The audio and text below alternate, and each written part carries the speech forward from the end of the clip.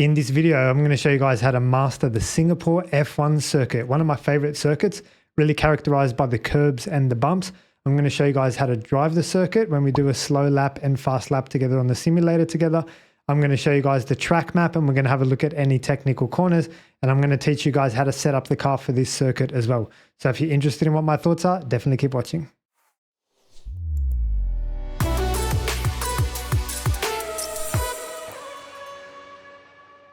Welcome back to the channel, guys. My name is Martin. I'm a specialist technical coach and mentor for open formula drivers. Let's talk about the Singapore F1 circuit. And if I can start by just giving you like an overview, an overarching philosophy for the circuit, that is how to drive and how to set up the car, it would be as follows. So it's kind of very slow speed. And for that reason, downforce can be not active in a few of the corners. When we say not active, we say sort of less than 110, 100 kilometers per hour. That's when downforce really kind of switches off. So it's that perfect crossover between high downforce that you need and mechanical grip of the car as well. If you're not familiar with the difference, when the speed builds, then downforce really takes the upper hand, and the downforce characteristics of the car take over how the car feels. So think about fast tracks like Spa, Suzuka, for example, Paul Ricard. Those are the sort of tracks where downforce really takes over. But then there are tracks where the speed is lower, and the combination of downforce and mechanical grip, and had the symbiosis of those two things together is what gives you grip as well. So we've got a big mechanical grip element here. So the mechanical grip side of things is obviously just the car's fundamental state of being. So the roll center of the car, the weight distribution of the car, the way the tire pressures are, the suspension, whether it's pull rod or push rod, ride height of the car, springs, dampers, the stiffness, these sort of things feed into the mechanical grip of the car. And so that's giving some of the grip in the low speed, we say most of the grip in the low speed. And then in some of these corners where they're a little bit higher, so 150 kind of onwards, that's when more aerodynamic grip takes over more. So for that reason, you want to run a high downforce package, obviously. And then with the mechanical grip, you just want to make sure that it's compliant over the bumps. It can deal with crests and dips and cambers, and it can just very agile car that can just navigate the bumps of the Singapore F1 circuit. So that's what you're looking for, something that's going to give you good braking stability and be compliant over the curbs as well. A lot of Singapore is about the curbs, the way you touch the curbs and the inputs that you have across the curbs. It's very technical. I've also done this track in reverse, which I'll put a link to in the description of this video below. And just to get a better idea of how the curbs feel front ways to back ways, and see if I can learn anything different about any technical corners on the track. And it's just an opportunity for me to get more information as well. So I hope that gives you an overarching view, overarching theme of the circuit, that it's high downforce, mechanical grip is important. And then from a driving point of view, when downforce is not active, you need to be progressive with the car. And when we say progressive, it's more like that you can't just slam on the throttle, for example, coming out of corners, or you can't just slam on the brakes when you're braking from third or fourth gear, braking from 150 kilometers per hour. When you turn in as well, you turn in a little bit more progressively as well, because downforce is not active. That being said, the actual track surface in Singapore does offer more grip than other street circuits like Baku, for example. That's totally different. The track surface is very smooth, very slippery. So even though the speed is low in Singapore, the track surface and track grip is actually quite high.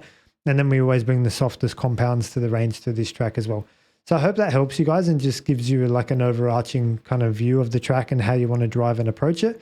We'll have a look at the track map together now, and then we'll do the slow lap and fast lap together as well. Hopefully you can see that on the screen in front of you. So we got the Singapore track map together here. We're just going to take a look. So one of the first things I like to look for are the technical corners.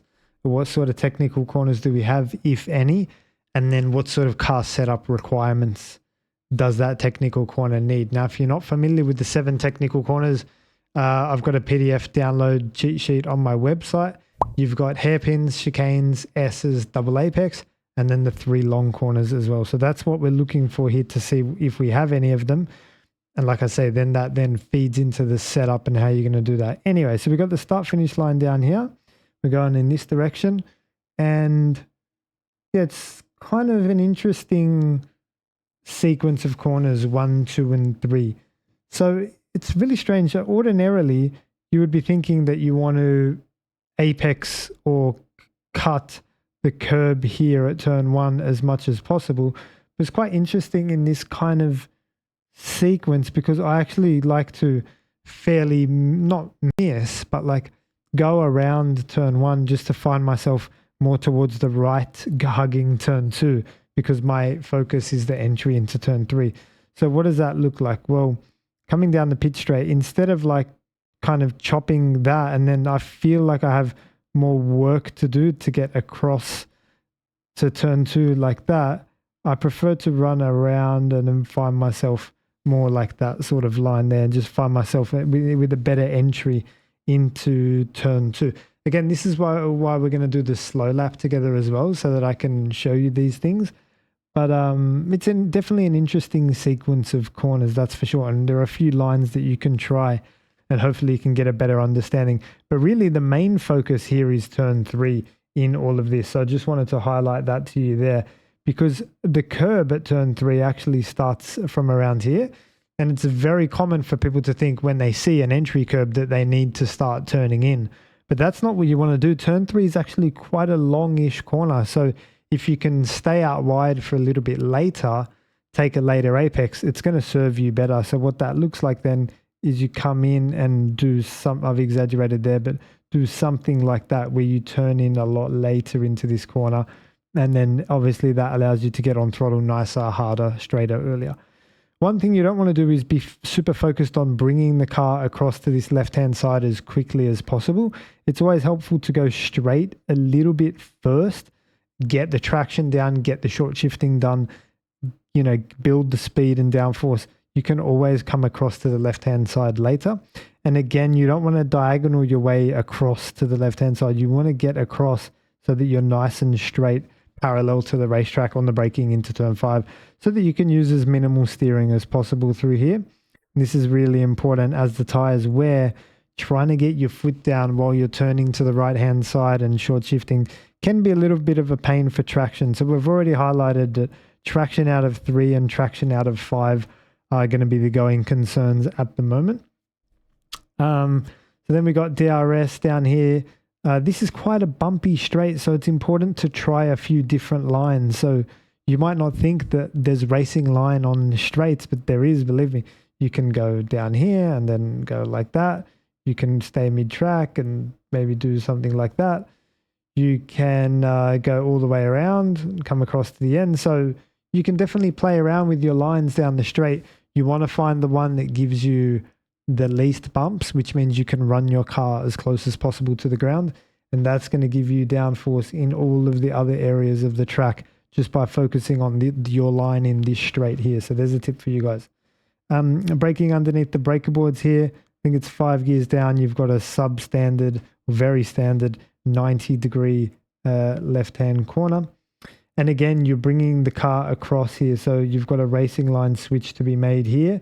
And then you've got a racing line switch to be made here. So anytime there's a racing line switch to be made and you're accelerating from low downforce, like similar to Baku, again, I prefer you to go straight, build the speed, build the downforce, build the traction, and then come across a little bit later. Again, go straight and then come across a little bit later. So those are the techniques that I'm looking for in 7, 8, and 9. And again, I'll show you what that looks like on the slow lap when we get out there. This is a really cool section of track. So I'm looking at turns 10, 11, and 12 because you're turning and accelerating at the same time through turn 10 towards turn 11. So that looks like this. But then you've got to lift, brake, downshift, and turn for turn 11 and connect in with this curb here. Really interesting, really cool piece of track. And then the curb at turn 12, I'm going to show you on the slow lap, is really interesting as well because there's an opportunity for you to get your left front inside that curb and hug it all the way around if it helps you, or you can go around that turn 12 curb as well. So the curbs are really important here. The way you ride them, what you're doing with the car when you connect with them is super important. Also, this hairpin here, you're turning and braking at the same time as you turn to the right to come around over the bridge here, try to get the braking done into this hairpin. Again, really important that you do a little bit of a late apex similar to what we did in turn 3. Do not commit yourself too early into the corner. Just see it and wait and wind on the steering lock progressively. That's going to get you the best run. And again, short shifting and traction, all the usual jazz down into turn 14. A very dangerous braking zone down here at turn 14. There's a wall right here. If you recall, Lando Norris nearly clipped it in 2024. So always better to brake early here. There's not much time to be gained under braking or in this corner in general, but there's a lot of risk due to this wall on the exit. So definitely brake early. Use the gears a lot more to pull back with the engine braking. Don't brake hard initially. It's bumpy down here as well in the braking zone. You do not want to lock a front brake and be in the wall here. It's a standard 90-degree corner, but it doesn't have the runoff that turn 7 has. So again, I'll show you that when we go around. 15's a flat left-hander, and then you bring the car. Okay, so here we go. First technical corner on the track, a chicane. Again, get into the curbs here in the 16 and 17 chicane is going to be really important. The way the car rides the curbs with the front axle is super important. And then you've got the short little run down to the fast flick in the back straight. Really important that you attack this with downforce and speed. If you remember Carlos Sainz in qualifying, he started accelerating from around this point onwards. And when he hit this bump, he ended up in the wall over here. That's because he wasn't carrying enough speed to attack the final corner with the speed and the downforce that allows the car to resettle on the bump that sits in the middle of turn 18 and turn 19. So always important that you accelerate out of 17 and attack the last part of the track. That's going to give you the most amount of grip through that corner, and then keep it straight on the pit straight. And one other thing I didn't mention was that I like to open up turn 1 just by having my right front sort of off the track, as it were, down into turn 1. So that's all I can really show you on the track map, given that we've only got one technical corner, the chicane, which means it's really important the way you ride the curbs in the chicane. We've also got the hairpin as well, as I forgot, that's also a technical corner. So which just means you need to be very precise with your turn-in. So when I said wind on the steering lock, that's how you want to approach hairpins, because you don't want to just turn in and commit yourself too early. It's a corner that you want to really feel out and pick your right moment. So again, act with precision and be very precise in the hairpin. So we've got first technical corner, second technical corner. Sorry, I missed that one. I think that's all we have. So yeah, it's not a very technical track. So let's head out onto the track now together and do the slow lap together. Okay, so here we go, starting the lap. Like I say, there's the bump there, so you just need to be careful of that one. DRS opens up. And we're just going to talk through some of the corners here, like similar to what we did on the whiteboard. So heading down to turn 1, like I say, I don't know how it is in real life, but whenever you get the opportunity where the grip on the outside is the same sort of grip to the track, then you can do this sort of thing and keep your left front within track limits. And then, just like I say, just clip this one, because the idea is that you want to be here, again, the left front within track limits. And don't follow that blue line exactly like I said. Do not, look how early the curb, you can see it on the left here. Like, that doesn't mean that you're anywhere near your turn-in point just because you can see the curb. I mean, they can put the curb anywhere. That's a mistake I see a lot of drivers make in real life, to be honest, as well, is that they don't follow this turn 2 around to the right as much as possible. Stay here and then bang here, because now you're on throttle, right? And that's the beauty of it. And like I say, open the steering wheel here and just, again, the left front in track limits, just to get the traction down, get the throttle down, and you can always bring the car across to the left-hand side later. A mistake that I see here is not bringing the car across to the left quick enough. You want to really make sure that you're here as early as possible. Right front just inside track limits. Go hard with the downshifts, and this curb you can climb all over. And it's just really important you steer as minimal as possible, because as you see, it goes downhill over the bump, and you want to open the steering again, get through your gears, lift the DRS, away you go. And here's where you're looking for the least amount of bumps as possible on the straight, like we drew on the whiteboard as well. So you can try different lines like hugging it to the right, or, you know, following this blue line or whatever. Really important is that you try to find a braking reference here. As you see that 100 board on the top right, it's very hard to see. So to be honest, I don't use the breaker boards that much. I just go off feel and intuition, and like the revs as well. There's a certain rev pitch that I'm looking for as to know when to brake. So we'll see on the fast lap if I get it right or if I mess it up. But that can be a source of inconsistency for me sometimes as well. Here you want to obviously get the right front on the curb, but not go over, because you're going to beach the car. But again, the straight line traction is important, because you can always just dart the car across to the left and brake here. Again, a later turn in is favorable here. So that, again, you can just go straight for a little bit. And I wouldn't recommend bringing the car as far across to the right hand side. I'd drive a tight line, just get into this corner earlier and get it over and done with. Straight down here, the back straight, and this is where I said it's really important. There's a lot happening with the dynamic weight of the car. So let's think about this. So you're braking, downshifting, turning. I like to collect a little bit of this curb. You can in the game. Stay as far left as possible. I'm accelerating on throttle and turning at the same time. Make sure my left front doesn't touch this wall. Then I'm coming off the throttle, braking, downshifting, turning into this corner to take this curb. Now traction is a problem as I have to navigate through here. And this is exactly how it is in real life as well with this curb on the left. So I would advise trying at least to dig your left front into this curb if possible. You can see already that the car doesn't like it, but it's definitely worth a try in a slow speed lap, just like an out lap or something, to feel it out. But I've already tried that, and I like to go around that particular one. And it actually leaves me kind of mid-track here, kind of pinched. So I have to dart the car across to the right pretty quickly, brake for the hairpin, and like we say, turn in later. It's always more helpful. Always good to run a higher gear here and follow this sign up against the wall for best traction. And this is where we said the dangerous part of the track was as well, guys. So it's downhill braking. Caught Lando out here, downhill braking. Pull back with the gears, like I said, a lot more. And this Singapore Salesforce sponsorship, that's your wall, you know. The moment you commit to this corner, like, it's tough, right? So you got to be super careful under braking there to not brake too late. Run the car out as much as you want. And then you got the back straight, which there's not much to talk about.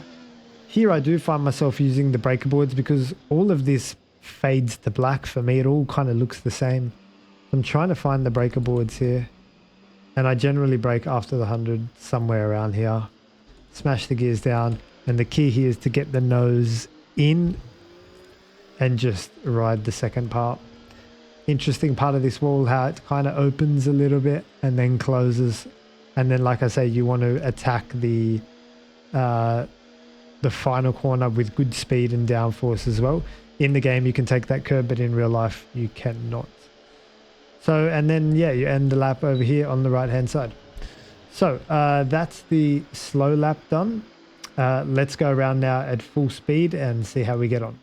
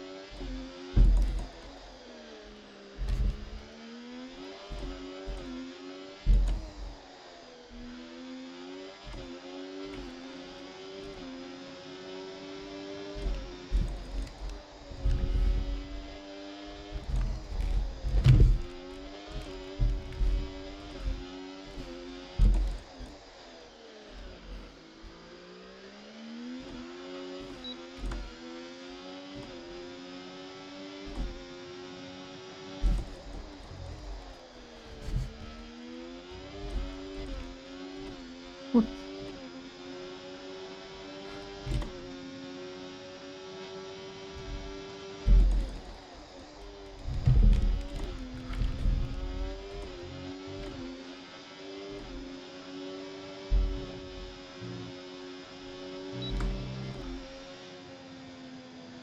Oh. So there you go, guys. I hope that video helps you. I'm not sure about the track limits there, whatever that turn was, 15 or 16 or whatever. I'll have to go and check that one. But yeah, look, I hope the video helps you. If you do have any questions or comments about anything I was doing out there or anything we discussed in the track map, leave them in the comments section for me below, and I'll see you in the next one. Cheers.